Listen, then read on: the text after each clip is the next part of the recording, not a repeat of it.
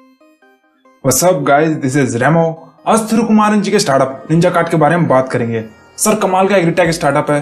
1500 ton से भी ज्यादा हर रोज फ्रूट और वेजिटेबल सप्लाई करते हैं। 30,000 से भी ज्यादा फार्मर्स को अपने प्लेटफॉर्म में ला गए हैं और 20,000 से भी ज्यादा रिटेलर्स और किराना स्टोर्स को अपने साथ जोड़ चुके हैं, अलग अलग 10 शहरों के।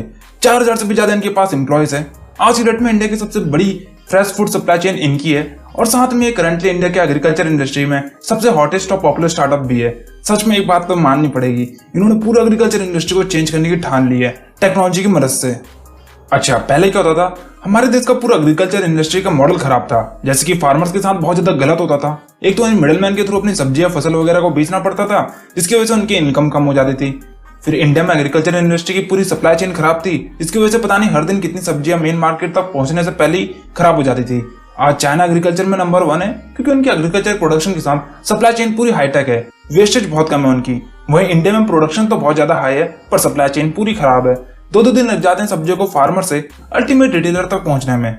फिर फार्मर्स को न्यू टेक्नोलॉजी की नॉलेज भी ना होना, और फिर पता नहीं कितने फार्मर्स तो लोन में फंसते चले जाते हैं, जिसकी वजह से पता नहीं कितने सारे सुसाइड होते जाते हैं और भी पता नहीं कितनी सारी प्रॉब्लम्स थी। वहीं पे इन्होंने सोचा इंटरनेट या टेक्नोलॉजी आए हुए इतना टाइम हो गया, पर अभी इतनी सारी दिक्कतें मार्केट में, और ये सब प्रॉब्लम को सॉल्व करने के लिए इन्होंने बनाया निंजा कार्ट। $500 मिलियन से भी ज्यादा इस स्टार्टअप की मार्केट वैल्यूएशन है। करोड़ों रुपए का इनका रेवेन्यू रहता है हर साल का। एग्रीकल्चर इंडस्ट्री को इन्होंने पूरा चेंज करके रख दिया है, और सबसे ज्यादा प्राइड ये महसूस करते हैं कि आज भारत के लगभग हर फार्मर निंजा कार्ट को यूज करता है। पर इनकी जर्नी इतनी आसान नहीं थी। इन्हें मार्केट की प्रॉब्लम तो पता थी कि यहाँ पर दिक्कतें हो रही हैं, पर एकदम ग्राउंड रियलिटी जानने के लिए और बिजनेस मॉडल को ज्यादा परफेक्ट बनाने के लिए ये 4 से 6 महीने हर रोज सब्जी मंडी में भी रहते थे, और यहाँ तक कि वहीं पर सो भी जाते थे। 2015 में थिरु कुमारन जी IIM से ग्रेजुएट होके ये निंजा कार्ट की शुरुआत करते हैं अपने 5 को फाउंडर के साथ। इनकी शुरुआती बिजनेस मॉडल था B2C यानी बिजनेस टू कंज्यूमर, जहां पर ये फार्मर से डायरेक्ट वेजिटेबल्स या फ्रूट्स लेकर अल्टीमेट कंज्यूमर को बेचते थे। जहां पर इनका मोटिव था कि इनको 1 घंटे के अंदर ऑर्डर्स को डिलीवर करने हैं। पर 5 महीने इस बिजनेस मॉडल पर काम करने के बाद इन्हें इस मॉडल में बहुत ज्यादा प्रॉब्लम्स हुई, जैसे कि डिस्काउंट बहुत ज्यादा देना पड़ रहा था कस्टमर्स को, डिलीवरी चेन बहुत ज्यादा एडवांस चाहिए थी, फिर एडवर्टाइजिंग और ब्रांडिंग में बहुत ज्यादा कैश बर्न हो रहा था। फिर इस फील्ड में और भी स्टार्टअप आ गए थे, तो कंपटीशन भी बहुत ज्यादा हो गया था। फिर फ्रेश वेजिटेबल और फ्रूट जल्दी सप्लाई नहीं हो पा रहे थे, क्योंकि प्रॉपर सप्लाई चेन और वेयर हाउस वगैरह नहीं थे। हालत इतनी बुरी हो गई थी कि निंजा कार्ट बस फेल्ड स्टार्टअप्स की लिस्ट में जुड़ने ही वाला था। पर यहीं पर इन्हें आइडिया आया कि उन्हें बिजनेस मॉडल को चेंज करके, यानी B2C से चेंज करके B2B यानी बिजनेस टू बिजनेस बनाया जाए। और इन्होंने ऐसा ही करा। अब ये फार्मर से डायरेक्ट वेजिटेबल और फ्रूट्स लेके रिटेलर्स, किराना स्टोर या रेस्टोरेंट्स वगैरह को सप्लाई करते हैं, बजाय अल्टीमेट कस्टमर्स को। और इनका बिजनेस आइडिया, बिजनेस मॉडल सही जगह पे हिट भी कर गया। इसके बाद इन्होंने पूरी मार्केट की सप्लाई चेन को ठीक करा। जहां पहले 1-1, 2-2 दिन लग जा रहे थे, वहीं पर ये 12 घंटे के अंदर फूड्स को सप्लाई कर रहे थे। फिर जैसे जैसे बिजनेस ग्रो होता चला गया, इन्होंने कई सालों में अपने कई सारे वेयर हाउस सेंटर्स भी बनाए, जिसकी वजह से ये पूरी सप्लाई चेन को और बेटर कर पाए और कम से कम फूड वेस्टेज करा। फिर इस बिजनेस मॉडल के थ्रू इन्होंने मिडिल मैन को भी हटाया, जिसकी वजह से फार्मर्स की इनकम भी और ज्यादा बढ़ती चली गई कि आपको जो वेजिटेबल या फ्रूट का प्राइस आप ऐप में देख रहे हैं, उस रेट में आप बेच भी सकते हैं और उतना ही आपको रेवेन्यू मिलेगा।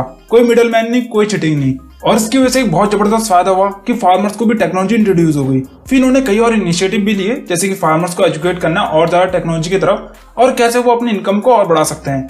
और फिर मिडिल मैन को हटाया, तो यहाँ रिटेलर्स भी 5 से 10% सस्ते में आराम से फूड को खरीद पा रहे हैं।